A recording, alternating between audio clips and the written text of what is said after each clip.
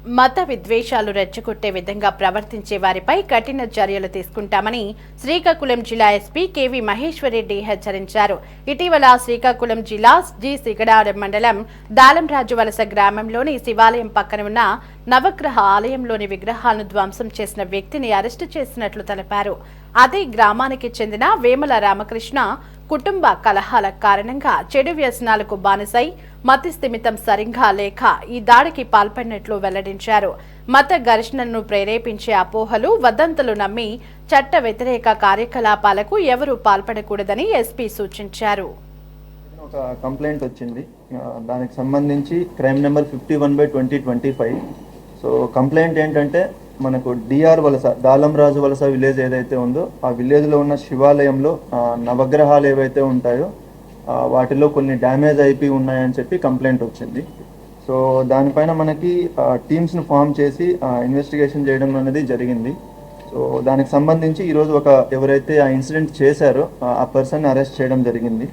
So ఇతని పేరు వచ్చి వేమల రామకృష్ణ అలియాస్ కృష్ణ. ఇతను లోకలైట్, మన డిఆర్ వలస విలేజ్కి సంబంధించిన వ్యక్తే. సో వీటన్నిటి బేసిస్ తోటి ఈయన ఏంటంటే దేవుడే నాకు ఈ అన్యాయం చేస్తున్నాడు, శివుడు అన్నవాడే లేడు, శివుడు నా పైన సరిగా లేకపోవడం వల్లే ఇది చేస్తున్నాడు అన్నట్లు ఈయన కంటిన్యూస్గా దేవుని తిట్టడం అన్నది ఒకటి కంటిన్యూస్గా జరుగుతుంది. సో ఇది మనకు విలేజెస్ చెప్పిన ఇన్ఫర్మేషన్ అండ్ ఇతను క్రాస్ వెరిఫై చేసినప్పుడు కూడా మనకు అదే కన్ఫర్మ్ అవుతుంది. డ్రింక్ చేసి టెంపుల్ దగ్గరికి వెళ్ళేసి ఇప్పుడు ఏదైతే మనం అక్కడ రాడ్ చూపిస్తున్నామో దీంతో అక్కడ లోపల విగ్రహాలన్నింటినీ పగలగొట్టడం జరుగుతుంది. సో దీనికి సంబంధించి మన టీమ్స్ అన్ని ఆ రాడ్స్ పైన కావచ్చు లేదా సీన్ ఆఫ్ అఫెన్స్లో ఏదైతే ఫింగర్ ప్రింట్స్ ఉన్నాయో అవన్నీ కలెక్ట్ చేయడం జరిగింది.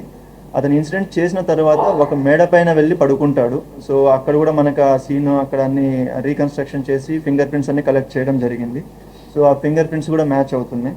ఇతను ఏదైతే బాటిల్ వైన్ అదే ఆల్కహాల్ తాగాడో, మందు తాగాడో ఆ బాటిల్ స్పెసిఫిక్గా ఒక ఊర్లో మాత్రమే, ఒక షాప్లో మాత్రమే దొరుకుతుంది.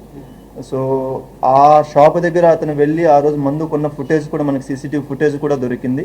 అండ్ అక్కడ డైరెక్ట్ విట్నెస్లు ఎవరైతే అది అమ్మారో వాళ్ళు కూడా మనకి కన్ఫర్మ్ చేస్తున్నారు. దీంతో పాటు అతను యూజ్ చేసిన ఐరన్ రాడ్ ఏదైతే ఉందో అది కూడా మనం కలెక్ట్ చేయడం జరిగింది.